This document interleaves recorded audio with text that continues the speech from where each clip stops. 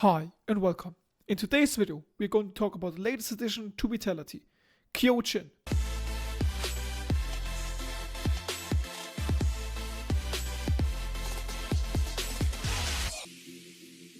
Blast Showdown will be the last event where Vitality is playing with RPK. Afterwards, he's going to get replaced by Kyojin.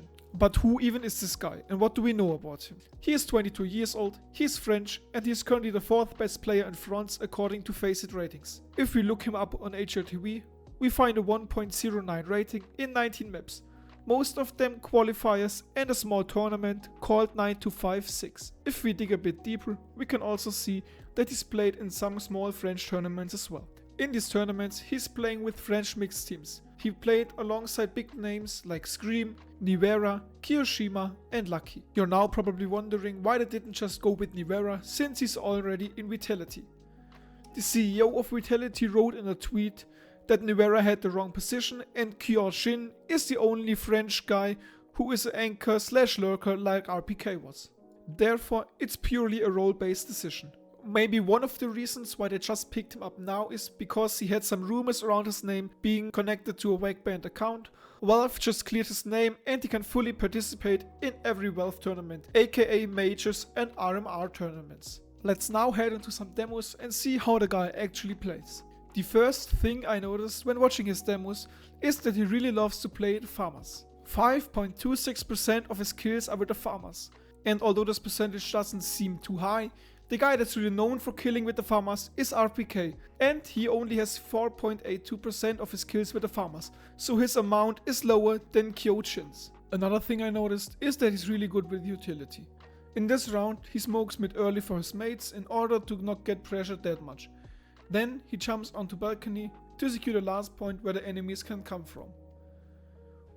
He knows he's the only one on A with a Molotov or any utility else. Therefore, he's holding on to it until 30 seconds.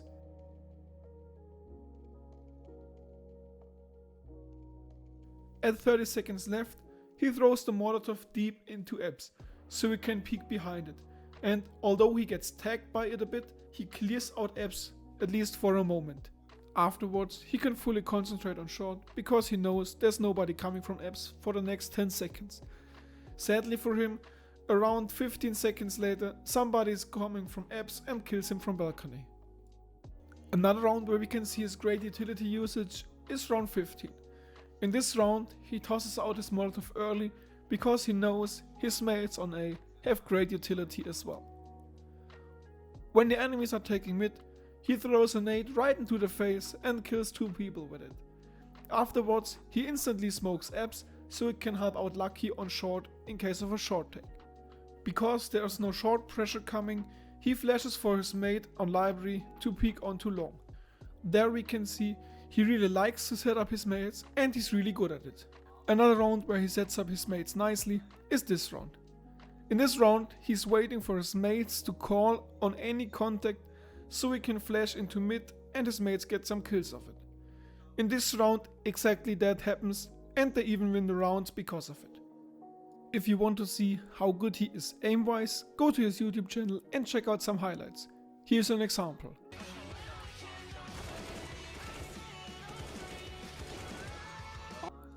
Let's now head into a second map on Mirage. The thing that really stood out on Mirage for me is his positioning. He's really versatile with his positioning. In some rounds he's close to connector, in other rounds he's close palace or underwood, in the next round he's maybe close ramp, and he's around triple or default sometimes as well. This means the enemies don't know where he is at all, therefore they have to expect everything at any given time. The second thing I noticed on Mirage is that he's really good in getting at least 1 kill when the side take comes in. With the position he's going to play in Vitality, for example when I think about Vertigo on B, it's really important that he gets at least 1 kill when the hit comes in, and that's something where he's good at. The last round I want to highlight is this round, where he's the only guy with a good weapon and a smoke grenade. Therefore he's smoking early on ramp and afterwards running through connector to mid because he wants to fight as much as possible. And although he only gets 1 kill and is traded afterwards, in this clip we can see he's not afraid of running in and fighting. To sum this all up, in Kyojin, Vitality bought a guy that is really smart, that is really good with utility, and that is really good in setting up his mates. And of course he has great aim as well. The only point he doesn't have is experience. And if you look at his positions as an anchor and lurker, experience is a really high value. Therefore I'm really curious to see how he's going to perform in tier 1 Counter-Strike. So this is a coin flip for me. It could go really good for Vitality with him playing really well, and it could really bad. Because the thing you don't want to have in your team is an anchor that doesn't perform or a lurker that can't lurk. I really hope you enjoyed my short video. If you did, leave a like, subscribe to this channel. As usual, thanks for watching and see you soon.